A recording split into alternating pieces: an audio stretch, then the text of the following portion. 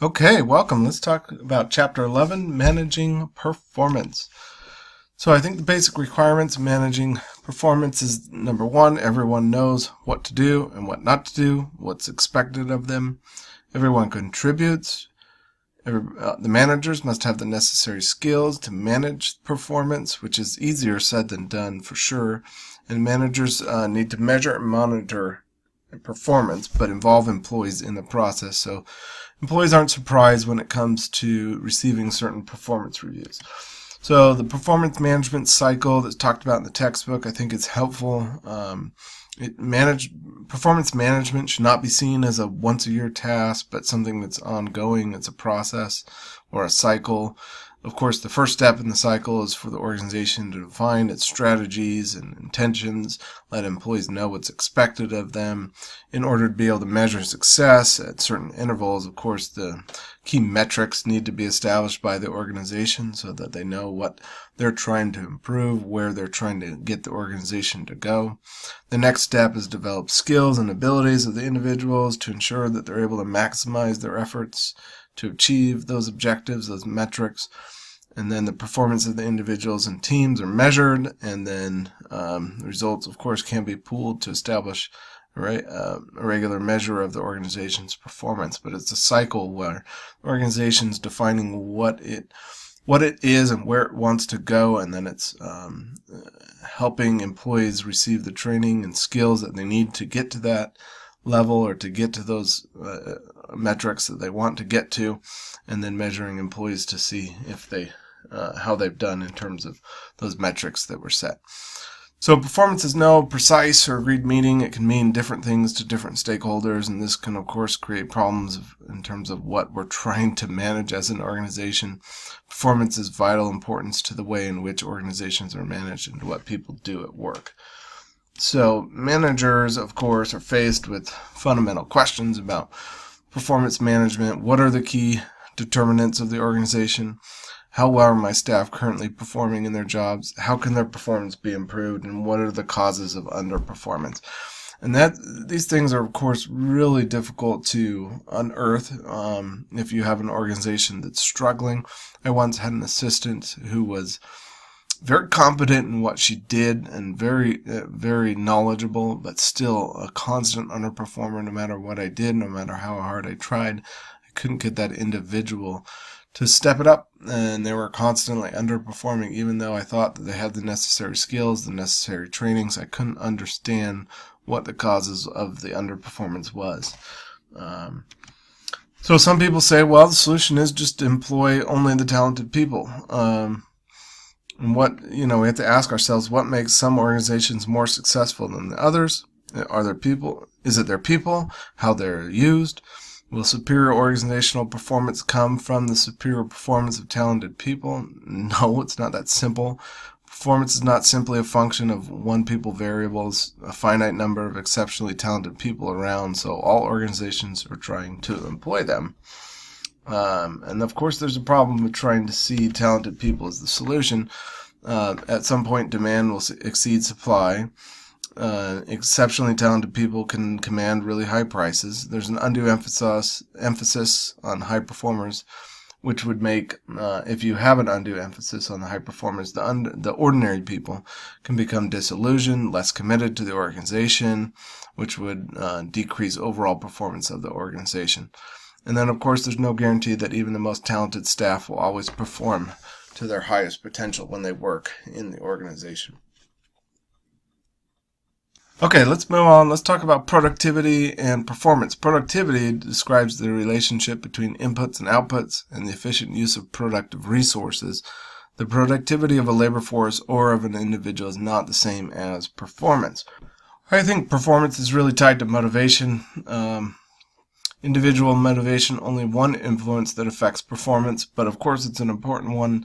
Managers often see challenges as one of, how do I motivate my subordinates? But an alternative approach is to ask, how can we create conditions in which employees become self-motivated? How we frame the problem, of course, is critical. And in terms of different managers, many of you have had great managers throughout your career that are highly motivational, that do great to push the employees to their best potential, to make them higher performers and to do well in their positions. And you've had managers that do the opposite effect.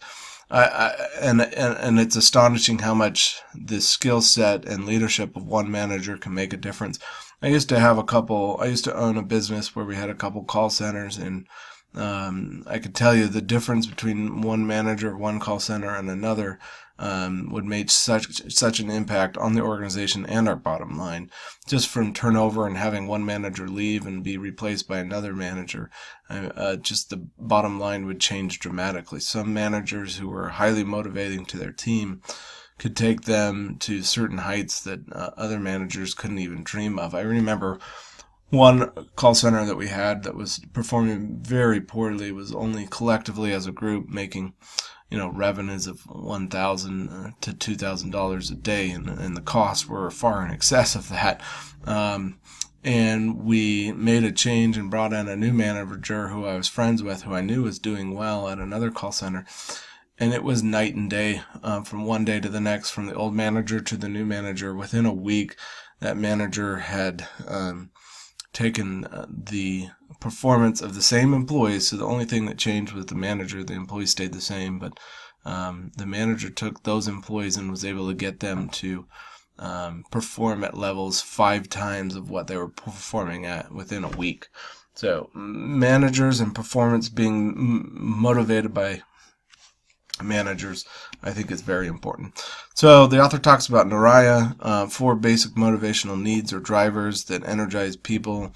They drive to acquire, drive to bond with others, to comprehend and make sense of what's happening, and the drive to defend, reduce uncertainty and anxiety, have some security in their positions. So managerial can take actions to increase performance. They can reduce absenteeism levels. They can stop accepting and legitimizing low performance, like the manager I was speaking of. They don't allow people to set their own standards. They raise performance standards and expectations for all. They remove barriers to higher performance and create a high performance environment. And managers can really make or break an organization, or at least a team of people, and increase the performance significantly if the manager truly is motivated and able to motivate others. Okay, so let's talk about performance appraisals. I think some of the assignments this week focus on performance appraisals. It's very common to do performance appraisals to help measure employees' performance and help them understand what they can do to improve.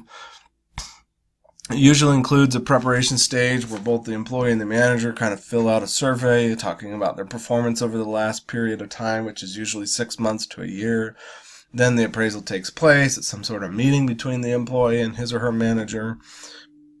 And then there's a final record of the meeting which talks about their performance in the past, the objectives for the future, and any development plans that they have to support the employee to achieve their targets. So pretty standard performance appraisals. Many of you have done them before. The problem or the issues that a lot of people have with performance appraisals is that they're rather routine and don't really help employees or don't really truly measure employees for how they are performing. Many appraisals include some sort of rating by the manager, whether it be a scale or a point system. And then, of course, you do that to compare that employee to other colleagues. So there may be a manager allocated rating. There could be some sort of objective-based rating scale or points-based rating scale. The more objective, the better, because then it doesn't look like the manager is just simply favoring one employee over the others, but it's truly an objective that shows how well they've done. I have a lot of clients that coincidentally do have call centers, and a lot of their measurements are objective-based in terms of volume of calls, the average duration of your calls, the time in between your calls. Those are all things that are pretty easily measurable. Of course, a lot of positions that people work in don't have such easily measurable objective measures. And so sometimes it's harder to do an objective performance rating on those individuals. So when you're setting objectives with employees as part of the performance appraisal process, of course, use this analogy to be smart. They have to be specific, measurable. You have to agree upon the objectives. They need to be realistic so that the employee can feel like they can accomplish them. and they need to be timely. You have to set forth the time when the employee is going to meet those objectives. A lot of times, the book talks about key KPIs, key performance indicators. Those are a great way to look at setting objectives to determine for a particular employee. Project measurements. Some jobs lend themselves to more readily to objective settings than others, like we talked about. Many jobs consist of complex patterns of decision making and long-term strategic planning.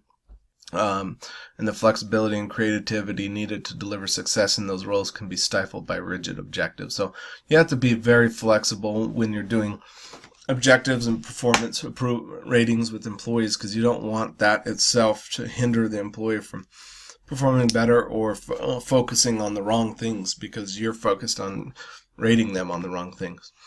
So it's important to give effective feedback. Employees and managers generally benefit from honest, objective feedback about how things are going. Effective feedback helps an employee to understand how things perceive their behavior and performance. The purpose of giving feedback is not to change employees and try to mold them into what their manager wants them to be. It's about furnishing them with information about their behavior and performance. The objective of giving feedback is to clarify and not judge. And it's really important to give a lot of time and thought into feedback before you give it to them. Each year when I have to give feedback to the subordinates that I work with at work, I kind of do an initial run through, and then I sit on it for a couple days, and then I come back and look at it, give some more thought into it, and try to think about it over time, because it's hard to rate how somebody did over an entire 1 year period of time. Because all you want to think about is the most recent things, the most recent issues that have come up with that employee, and it's not fair to them to rate their performance over an entire year just based on the recent performance. So make sure you try to be effective and give effective feedback to the employees, which it's hard to do. It takes a lot of reflection and thought to be able to do that, and you got to work with your managers to make sure that they are giving the adequate time that they need to give employees effective feedback. All right, the book talks about 360 feedback. This is very popular in the workplace, where you're giving feedback to somebody by everybody around them, those that are upstream and downstream, those that are managers and subordinates, so that you can kind of give a holistic view of how this person is performing, treating others, and working, and how they fit within the organization. So the 360 feedback is very popular. You see it in a lot of professional organizations and a lot of high-tech organizations. Development plans. This is something that is great, but not a lot of organizations do. This is what you can do to help someone maximize their skills and knowledge. It's not like they're doing bad, but you put a development plan in place so you can get them to the next level. It can be part of the appraisal process, but it's really detailed plan to help them enhance their development as an individual, as their career. So some organizations have separate leadership training programs that are basically a development plan in and of itself to help employees develop their professional skills and take themselves to the next level. Not a lot of organizations do it, and some that do it, they outsource it, like I said, as part of some leadership series or some other outside training that the individual can get to help them develop professionally. Some organizations also will help in terms of development by funding education.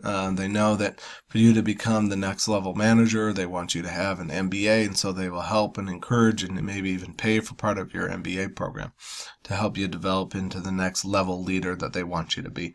So development plans are an important part of the strategic planning of an organization. How can you use your current workforce to develop the future leaders of the workforce? Some organizations do an amazing job of doing that and try to promote within. Other organizations look outside for top leadership. But I remember working for a cruise ship company a couple years ago, and I remember all of the top leaders of the organization. The CEO had been there for over 40 years. The CFO had been there for over 30 years. The head legal counsel had been there for over 25 years. All of the top leaders of the organization had been there for a long time and had served in various leadership roles within the organization so that they truly understood the organization. And I think that's a great way to develop leadership within an organization. Okay, and then lastly, this is the last thing we're going to talk about, is managing problem performance. On the flip side, if you have somebody that's not doing well, how do you help them Effective management of performance not only involves developing systems and procedures, but engaging with those employees whose behavior is unacceptable. A lot of times that deals with creating a performance improvement plan, or a PIP, where you basically say, here's what you're not doing correctly, here's what we need to change, and here's how long it needs to change. A lot of times, however, when employers implement PIPs, they don't give the employees the adequate training that they need, and it makes it difficult for the employee to make the needed improvement. And sometimes the employee gets very frustrated or stressed out because they don't have the training they need to perform. So make sure that as part of a performance improvement plan, if you're ever administering one, that the employee feels like they can obtain the changes that are being asked of them. Other employees that are performing poorly, of course, it may just involve some sort of discipline where you're telling them that they need to improve or else. That's similar to a performance improvement plan, but usually a performance improvement plan is pretty specific in terms of, you have 30 days, 60 days, 90 days to improve. Here's the things that need to improve or else. And then always consider if there is some sort of training that the employees should receive to help them with their performance problems, help them improve. Okay, that's it for chapter 11.